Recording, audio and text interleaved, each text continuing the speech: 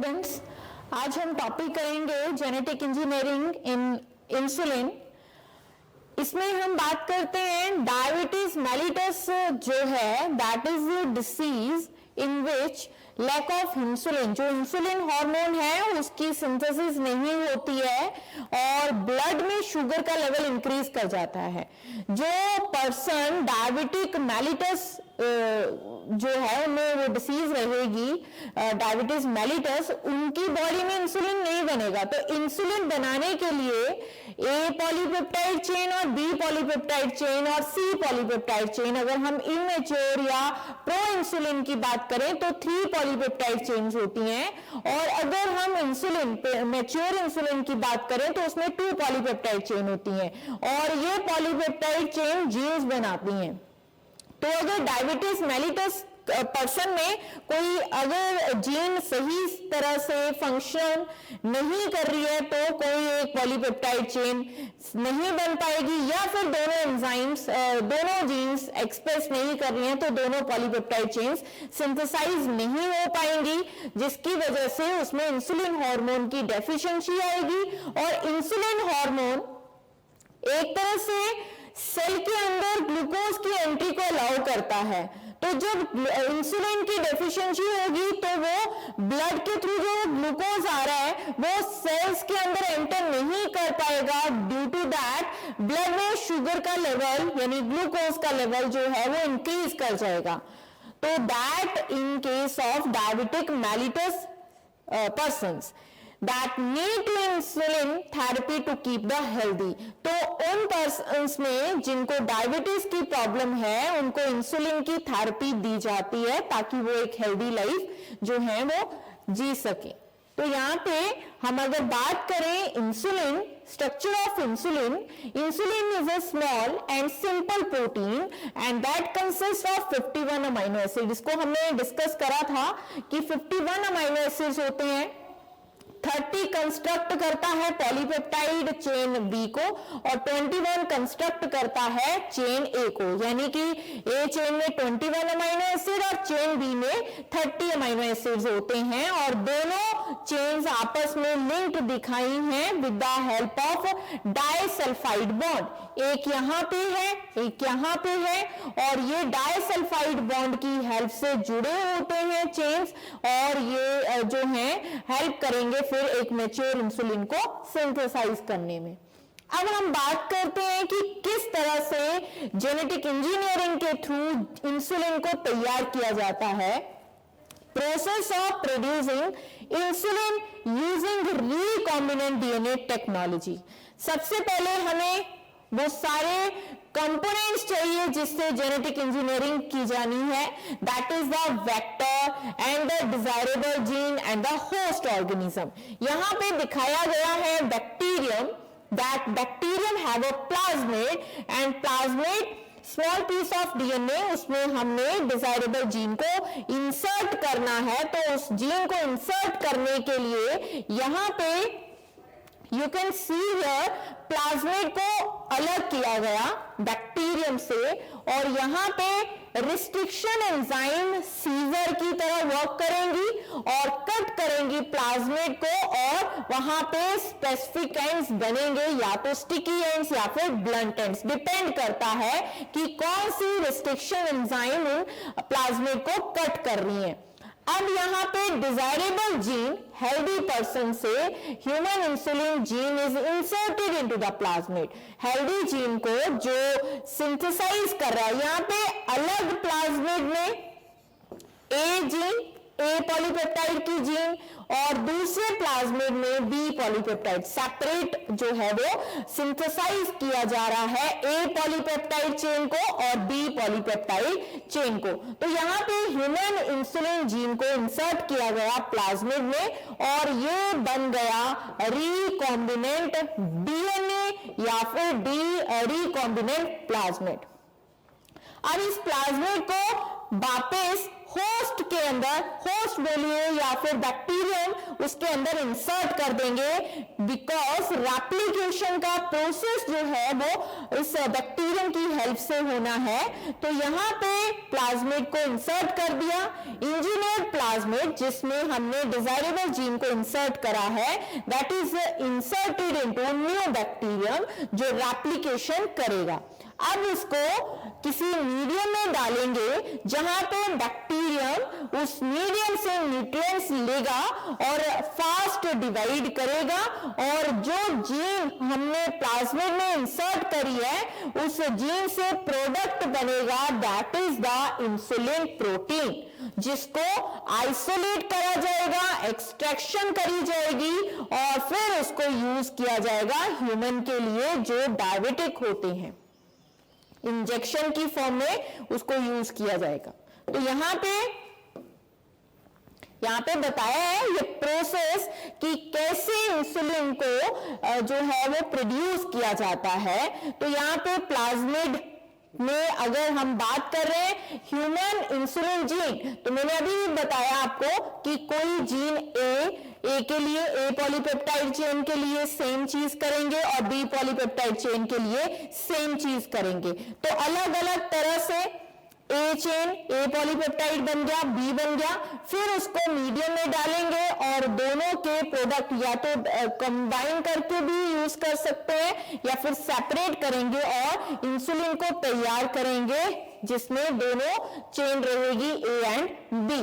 अब यहाँ पे स्टेप बताया है, first step that is preparing human gene is isolated desirable gene of interest, and messenger RNA is taken from the cell of the islets of the Langerhans।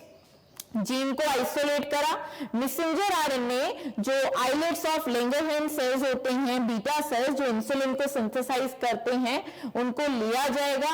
Messenger RNA is molecule of RNA that encodes a chemical or a blueprint for a protein product, यानी जिस product की जरूरत है उसको वो synthesise करेगा messenger RNA, जो हमने पढ़ा था ट्रांसलेशन में। Isolated gene contains the code, isolate जिस जीन को किया है उसके पास वो कोड है जो ह्यूमन डीएनए को यानी इंसुलिन को प्रोड्यूस कर रहे हैं। अब क्या करेंगे, जो प्लाज्मिड डीएनए होगा उसको बैक्टीरियल सेल के अंदर जो है वो इंसर्ट करा जाएगा।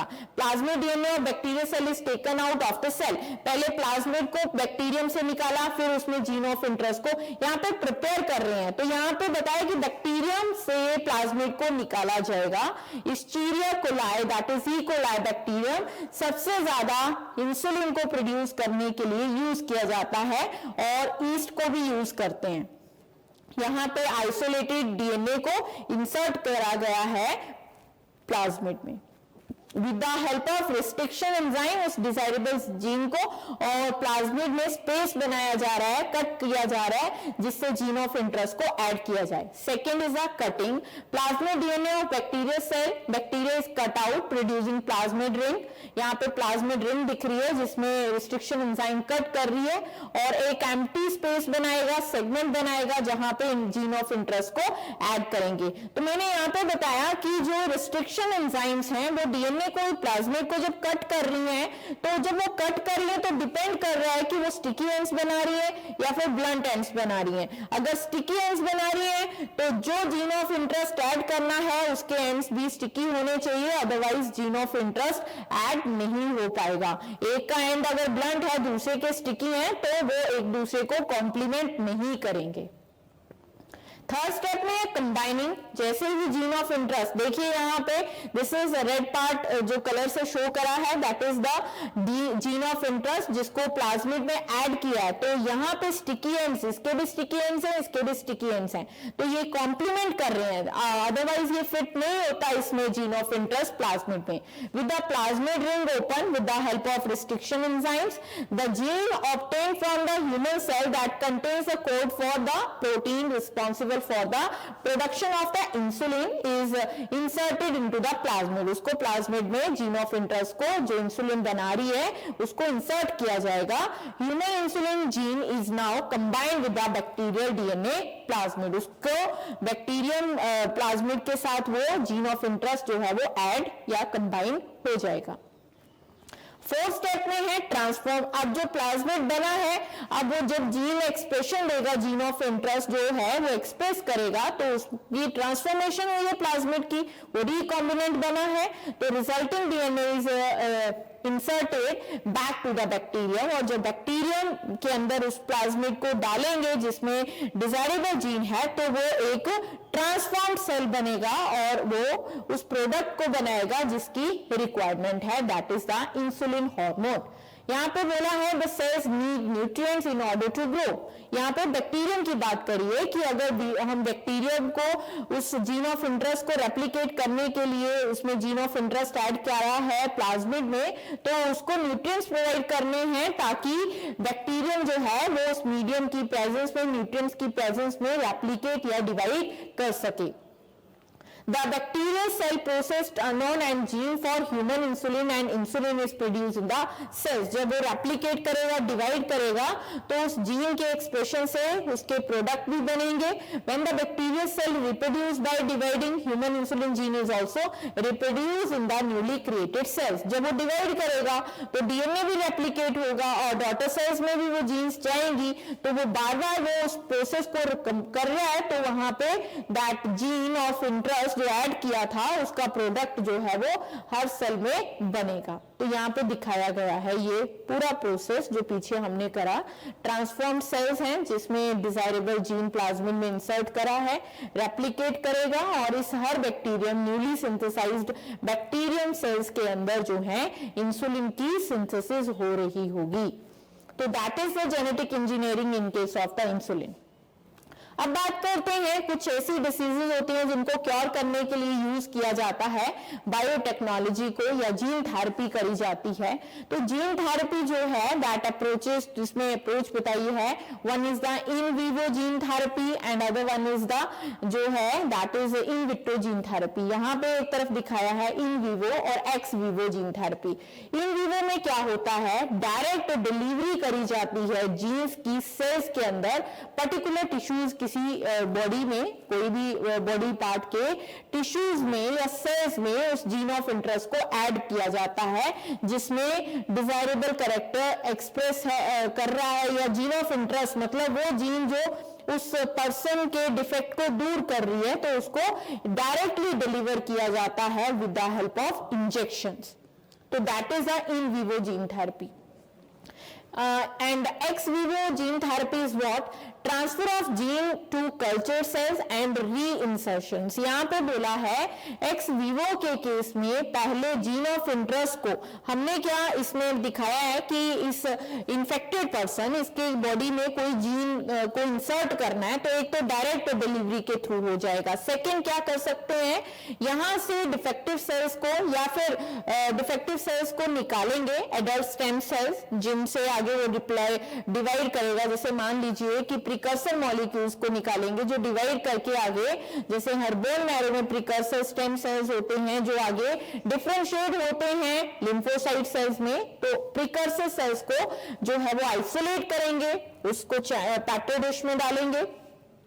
अब जो जीन ऑफ इंटरेस्ट है उन कल्चर सेल्स में इंट्रोड्यूस किया जाएगा with the help of vector. यहाँ पे बताया है डिलीवरी, यहाँ पे उस जीन ऑफ इंटरेस्ट को रेट्रोवायरस की हेल्प से कल्चर सेल्स के अंदर इंट्रोड्यूस किया जा रहा है। अब कल्चर सेल्स क्या करेंगे, जब उस रेट्रोवायरस की हेल्प से gene of interest host cell या सेल्स कल्चर सेल्स के अंदर इंट्रोड्यूस हो जाएगा, तो दैट जीन्स, जो जीन ऑफ इंटरेस्ट हमने उन कल्चर सेल्स में डालना था, वो वहां पे एक्सप्रेस करेगा पेशेंट की बॉडी में, फिर वापस उसको रीइंसर्ट कर देंगे। तो that is the x Vivo gene therapy. यहाँ पे थोड़ा लॉन्ग प्रोसेस है, यहाँ पे डायरेक्ट जीन ऑफ इंटरेस्ट को उस इन्फेक्टेड पर्सन की बॉडी में जो है वो डिलीवर किया जाएगा।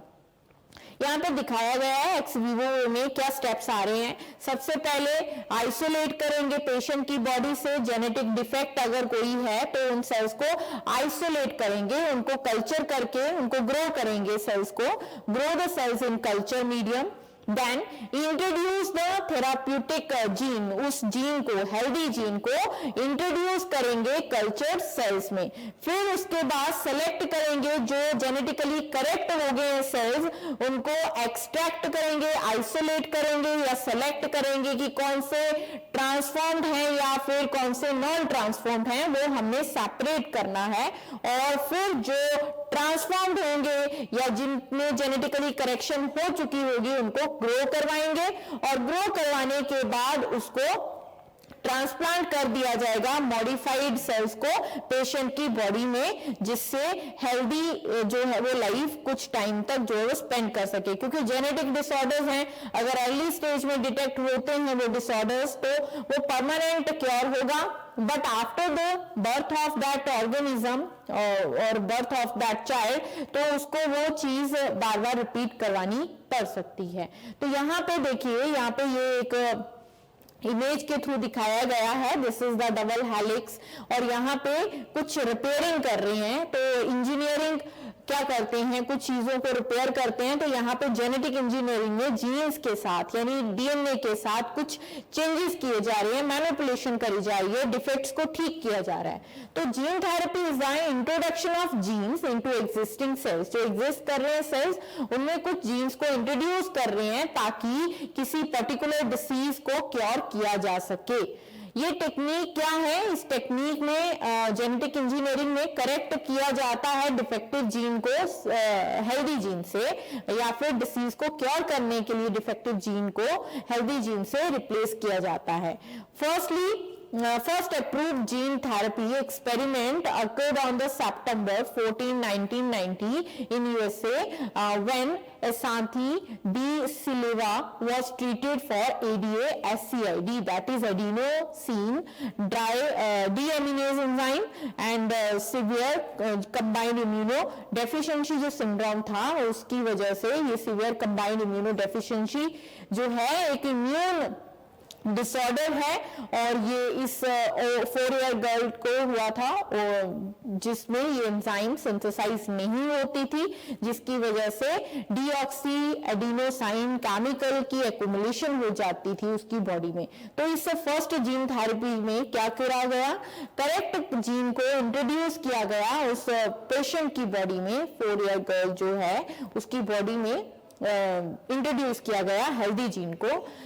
It is cause due to defect in gene coding for ADA. जो जीन एडीए को बनाती है, इस एंजाइम को बनाती है, उसके डिफेक्ट की वजह से टी लिम्फोसाइट्स डिफरेंशिएट नहीं हो पाते हैं, जिसकी वजह से एडिनोसाइन डीऑक्सी एडिनोसाइन जो है वो बॉडी में एक्युमुलेट हो जाता है और उसकी एक्युमुलेशन टी लिम्फोसाइट्स को डिस्ट्रॉय कर देती है, जिसकी वजह से हेल्पर सेल्स, किलर सेल्स जो हैं वो सिंथेसाइज नहीं हो पाएंगे, प्रोड्यूस नहीं हो पाएंगे, जिसकी वजह से इम्यूनिटी डिस्टर्ब हो जाएगी और वो पर्सन जो है वो सफर करेगा इम्यूनिटी से रिलेटेड, और अर्ली स्टेज में या यंग एज में ही वो डाई कर जाएगा। तो इसको ठीक करने के लिए, ट्रीट करने के लिए जो जीन डिफेक्टिव है उसको सही जीन उसकी बॉडी में इंट्रोड्यूस की जाएगी, तो वो एडीए एंजाइम बना पाएगा और एडीए एंजाइम डीऑक्सी एडिनोसाइन को एक्युमुलेट नहीं होने देगा, जिसकी वजह से टी लिम्फोसाइट्स की डिस्ट्रक्शन नहीं होगी, और टी लिम्फोसाइट्स अगर हेल्दी होंगे तो उसकी इम्यूनिटी सही रहेगी और वो कोई भी एससीआईडी डिसीज को सफर नहीं करेगा।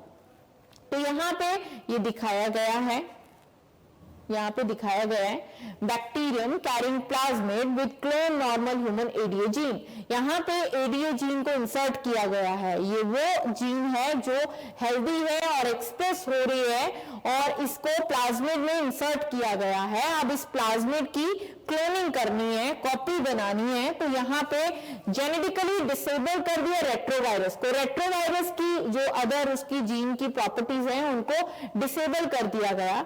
Cloned ADA gene is incorporated into virus. अब जो क्लोन जीन है उसको वायरस, क्योंकि यहाँ पे वायरस को वेक्टर के तौर पे ले रहे हैं, तो वेक्टर जो है उसकी जीन्स को जो बॉडी के लिए, ह्यूमन बॉडी के लिए डिफेक्ट दे सकती है, उसको डिसेबल कर दिया जाएगा और उस एडीए जीन को इनकॉर्पोरेट करेंगे वायरस के अंदर। तो यहाँ पे वो दैट जीन ऑफ इंटरेस्ट और ADA gene is inserted into a bacteria virus और दैट रेट्रोवायरस कौन सा होता है? जिसका जेनेटिक मटेरियल आरएनए होता है।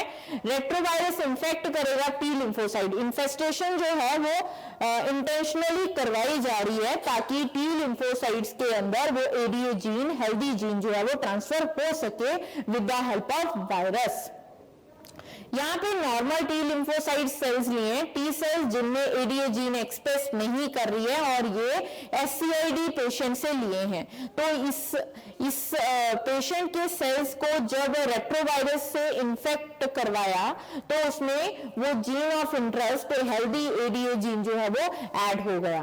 अब उसकी क्लोनिंग करनी है तो उन सेल्स का कल्चर करेंगे ताकि इंश्योर कर सके कि एडीए जीन उसमें एक्टिव है और वो सिंथेसाइज कर रहा है जीन को कि नहीं कर रहा है। तो यहाँ पे जो कल्चर सेल्स हैं वो रेप्लिकेट करेंगे, डिवाइड करेंगे और उनको उस विक्टिम या एससीआईडी पेशेंट की बॉडी में दोबारा रीइंसर्ट या रीइम्प्लांट कर दिया जाएगा ताकि वो एडीए जीन को प्रोड्यूस कर सकें या एडीए एंजाइम को प्रोड्यूस कर सकें जिससे उनके टी लिम्फोसाइट्स हेल्दी रहें।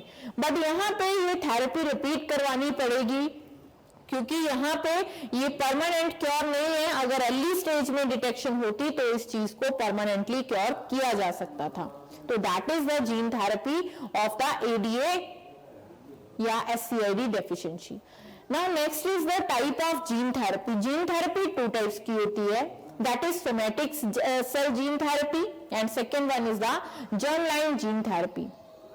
जो सोमैटिक सेल जीन थेरेपी होती है उसमें डिजायरेबल जीन को या जिस जीन, हेल्दी जीन को सोमैटिक सेल्स में ट्रांसफर किया जाता है, that is the introduction of gene into bone marrow. अब हमारी बॉडी के कई बॉडी पार्ट्स जो हैं उनके जो सेल्स हैं that is the somatic sales, सिर्फ रिप्रोडक्टिव ऑर्गन्स को छोड़ के। तो जर्म सेल्स जो हैं वो रिप्रोडक्टिव ऑर्गन्स में प्रेजेंट होते हैं। तो यहाँ पे बोन मैरो में ब्लड सेल्स की फॉर्मेशन होती है और अगर कोई gene of interest bone marrow के प्रिकर्सर सेल्स में इंट्रोड्यूस किया जा रहा है तो that is the somatic gene therapy, या फिर स्किन सेल्स में किया जा रहा है तो that is the somatic cell gene therapy. अब वो उसी पर्सन के साथ जो है वो उसी के साथ रहेगा। वो जीन अगर हमने इंसर्ट करी है तो वो आगे पास ऑन नहीं करेगी, इनहेरिटेड नहीं होगी नेक्स्ट जनरेशन में, वो डिफेक्ट पास ऑन होगा नेक्स्ट जनरेशन में बिकॉज जो रिप्रोडक्शन में इन्वॉल्व होते हैं cells that is the germ cells not the somatic cells. तो यहाँ पे बोला है कि at present all researches directly to correct the gene genetic defect in the somatic cells. Generally जो भी किया जाता है तो जेनेटिक थेरेपी, जो जीन थेरेपी करी जाती है वो सोमैटिक सेल्स में की जाती है, करेक्ट किया जाता है। तो आज के टाइम में, प्रेजेंट टाइम में देखें तो ज्यादातर जो है वो जीन थेरेपी करी जा रही है, that is a somatic gene therapy. Germ line gene therapy जो होती है उसमें हेल्दी जीन को इंसर्ट करते हैं जर्म सेल्स में। वो जर्म सेल्स जिनसे स्पर्म बन रहा है या फिर ओवम बन रहा है, यानी कि स्पर्मेटोजेनेसिस के टाइम जो स्पर्म मदर सेल्स या फिर फीमेल में एग मदर सेल होते हैं उनमें अगर कुछ जीन डिफेक्ट अर्ली स्टेज में डिटेक्ट हो जाता है तो उसकी डिटेक्शन के बाद अगर उसको ठीक कर दिया जाए, करेक्ट कर दिया जाए तो वो जो जर्म थेरेपी होगी उससे वो डिसऑर्डर नेक्स्ट जनरेशन में पास ऑन नहीं होगा। तो जीन्स इंट्रोड्यूस इनटू एग्स या फिर स्पर्म और एग में भी कर सकते हैं। अगर उसमें कर रहे हैं तो उससे, क्योंकि वैसे भी मदर सेल्स में डिटेक्शन तो होगी नहीं, इजीली डिटेक्शन तो हो नहीं सकती है, तो एग और स्पर्म में कुछ एबनॉर्मलिटी अगर डिटेक्ट हो रही है तो उसको करेक्ट किया जाता है। तो that therapy is the germ line gene therapy. और अब यहाँ पे करेक्शन करी है तो करेक्शन के बाद वो डिसऑर्डर नेक्स्ट जनरेशन में पास ऑन नहीं होगा, तो दैट इज हेरिटेबल। तो हेरिटेबल है ये and passed on the later generation. अगर ठीक करा है, करेक्ट करा है, तो वो आगे डिफेक्ट पास ऑन नहीं होगा। अगर नहीं किया है तो वो डिफेक्ट पास ऑन होगा, क्योंकि कंट्रीब्यूशन सेक्सुअल रिप्रोडक्शन में जर्म सेल्स का होता है, ना कि सोमेटिक सेल्स का। For safety, ethical and technical reasons, it is not being attempted at present. तो attempt किया है, that is somatic cell therapy, somatic gene therapy, not the germline gene therapy.